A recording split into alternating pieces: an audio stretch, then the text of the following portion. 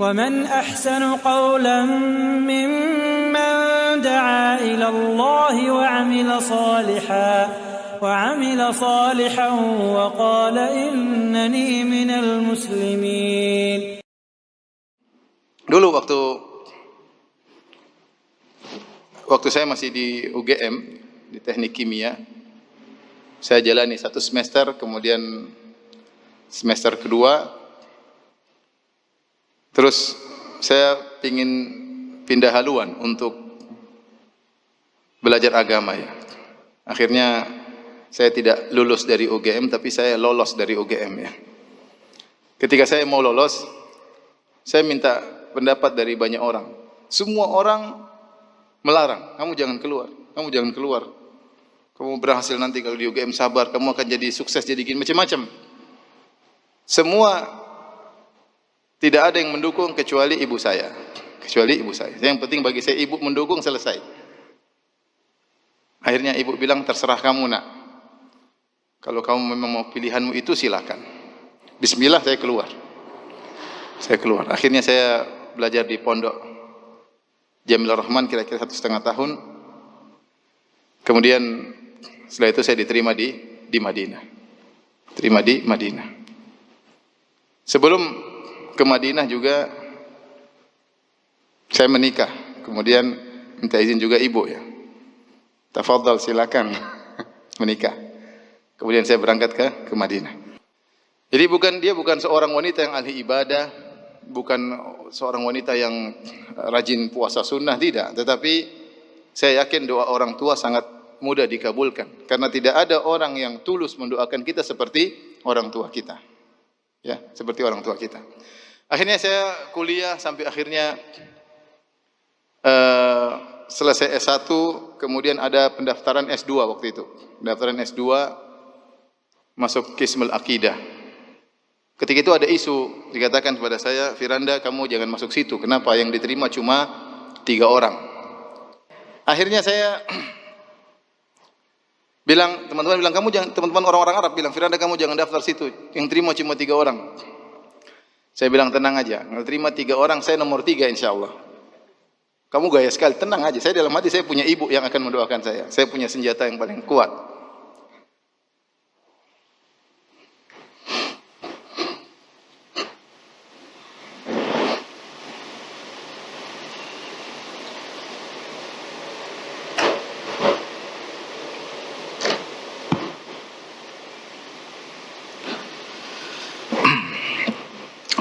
Akhirnya ada lagi bilang, Firanda, alhamdulillah sekarang dengar-dengar isunya diterima 5 orang. Saya bilang, tenang, saya nomor 5, jangan khawatir.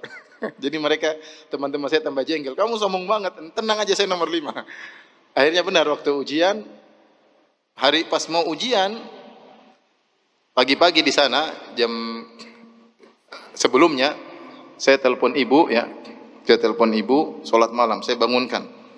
Sini di Madinah masih mungkin jam 12 malam, saya telepon. Sekarang bu, mama bangun, sholat. Saya telepon istri saya juga, bangun, sholat. Karena besok ujian. Hanya ikut ujian. Alhamdulillah ketika pengumuman, qadarullah itu saya nomor 1. Saya nomor 1. Setelah itu, kita terima 18 orang. Dari 18 orang ini atau 20 orang saya lupa, harus tes lagi Quran. Yang terima rata-rata IP-nya 5. Kira-kira di Madinah IP-nya 5. Saya IP cuma, saya lupa 4,8 kalau nggak salah. Teman-teman saya banyak IP-nya 5 ketika itu. Kalau nggak salah berapa hari kemudian ujian Quran. Ujian berikutnya, wah ujiannya susah. Rata-rata teman-teman menyetor 30 juz. Saya cuma ngambil kadar minimal 5 juz. Saya nggak punya banyak hafalan. Kamu Firanda berapa 5 juz? Oke. Kita hadir, yang menguji pakai e-call, kemudian tegang, satu orang ditanya, mengerikan. Saya lihat dari luar, mengerikan nih, gimana saya bisa jawab atau tidak. Jadi kondisinya menegangkan. Akhirnya saya telepon ibu lagi, saya punya senjata. Mak, sekarang mak berdoa. Sekarang. Anda lagi, saya bilang nama saya Anda lagi ujian. Kenapa Anda? Sekarang lagi doa. Mama sekarang berdoa ya, sekarang mak. Terus saya matikan. Mama saya berdoa, mungkin sekitar 5 menit, ada syekh lewat. Firanda, kamu ngapain sini? Ujian Quran. Mana? Sudah, kamu sama saya aja sini. Akhirnya cuma surat Al-Baqarah ya. Akhirnya saya diterima. Ini maksud saya doa orang tua itu sangat penting. Kemudian ketika saya selesai S2, ada pendaftaran S3. Saya sudah capek belajar ya. Antum juga mungkin capek belajar ya. Saya sudah capek belajar. Tiap hari ujian, saya nggak mau. Saya mau uji orang, masih uji terus, saya nggak mau. Akhirnya saya bilang sama istri saya, yang saya cintai, saya bilang, sayang, kayaknya Abi udah nggak mau kuliah lagi, nggak mau lanjut. Capek belajar terus. Jadi saya menangis. Masih pingin tinggal di Madinah. Udah capek, udah pulang aja kita di Indonesia udah. Kita dakwah udah capek, belajar disuruh belajar ini, belajar capek. Istri saya akhirnya nurut ya, sudah, ya pulang. Tapi ada mama, saya harus bilang dulu, Mak, saya bilang nama saya Anda ya, Mak, Anda mau pulang. Kenapa? Gak lanjut? Enggak, capek Mak, belajar capek. Kata mama saya, kata ibu saya, sudah, Anda masuk aja ujian. Pokoknya masuk aja ujian. Terima nggak terima, masuk ujian. Kalau nggak terima pulang. Sudah, akhirnya saya masuk ujian dengan kurang persiapan. Karena memang saya niatnya mau pulang. Karena melaksanakan nasihat orang tua, akhirnya saya masuk ujian. Waktu itu ujian sekitar ada 80 orang atau 100 orang, saya lupa. Dari berbagai kota di Arab Saudi. Mereka datang ke Universitas Madinah untuk masuk ke S3. Karena diterima 10 orang. Diterima 10 orang. Saya masuk itu ujian 3 jam. Kalau saya lupa, coba tanya Ustaz Abdul Roy. Saya lupa. Waktu itu saya ujian bareng Ustaz Abdul Roy. Masuk S2 ke S3. Hafizahullah ta'ala. Kemudian ujian mungkin baru sejam, saya sudah keluar. Teman-teman sampai tank masih minta tambah waktu. 3 jam mereka masih kurang waktu. 1 jam saya sudah keluar. Saya keluar, 2 hari kemudian, 3 hari saya agak lupa, ditelepon. Firanda Ta'al. Kenapa Syekh? Kamu diterima. Lah, kok bisa? Saya datang. Saya tahu saya nggak bisa jawab. Yang penting saya jalankan perintah orang tua. Kemudian saya dipanggil ujian, saya tidak persiapan. S3 minimal 10 juz. Kalau mau masuk minimal 10 juz. Waduh. Itu besoknya, jadi hari itu saya dengar, besoknya harus datang. Hari itu saya murojaah. Murojaah cuma dapat 9 juz. Ya, karena lupa.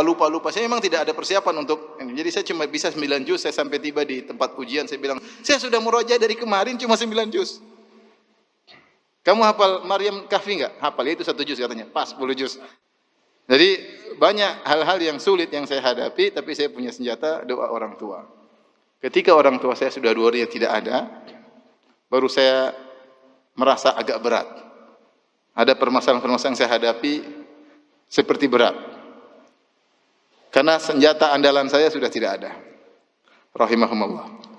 Oleh karenanya, ikhwan, mumpung masih punya orang tua, ya, berbakti kepada mereka sebakti-baktinya ya.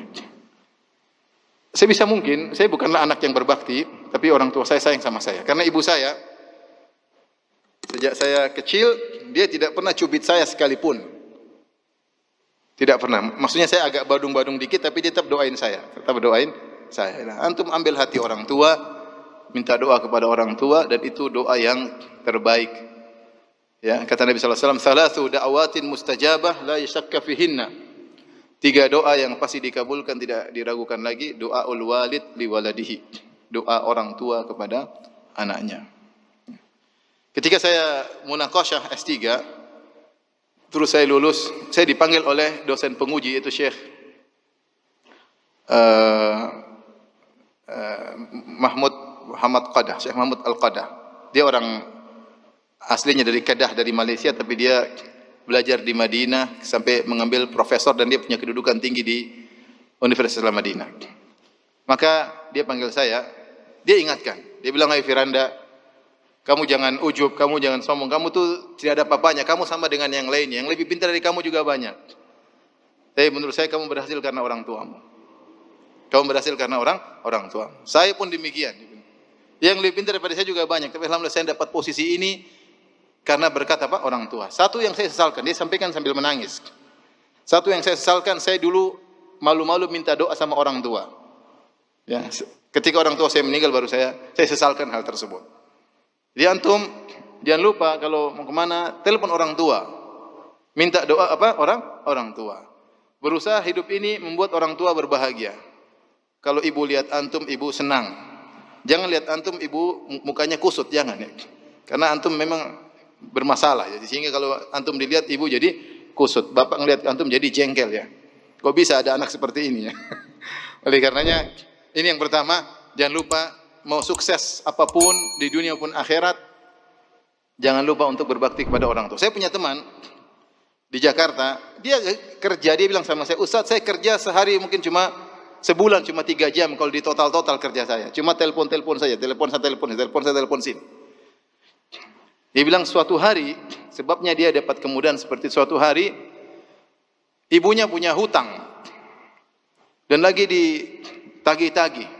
Dan dia waktu itu sudah nabung uang selama setahun kalau tidak salah 15 juta. Ibunya sedang ditagih-tagih.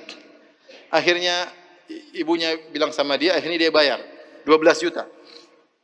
Uang dia 15, semua tabungan dia 15 bertahun-tahun, ibunya butuh 12. Akhirnya dia bayar, tapi dia bilang sama ibunya, Mak, atau Bu, coba cek lagi, masih ada utang yang lain enggak?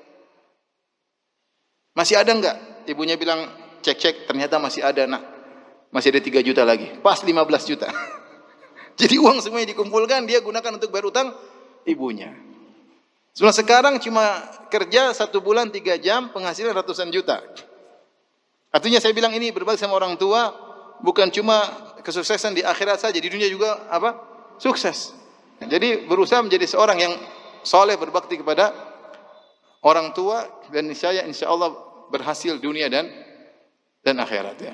Berhasil dunia dan akhirat. Jadi, dan masih banyak contoh-contoh yang lain yang ya saya lihat teman-teman saya, teman-teman dekat yang saya itu persis mereka sukses gara-gara mereka berbakti kepada orang tua. Apakah mereka seorang dai, apakah mereka seorang pejabat, apakah mereka seorang pegawai, apakah mereka seorang bisnismen, mereka berhasil karena orang tua. Jadi sekali lagi jangan pernah pelit sama orang tua.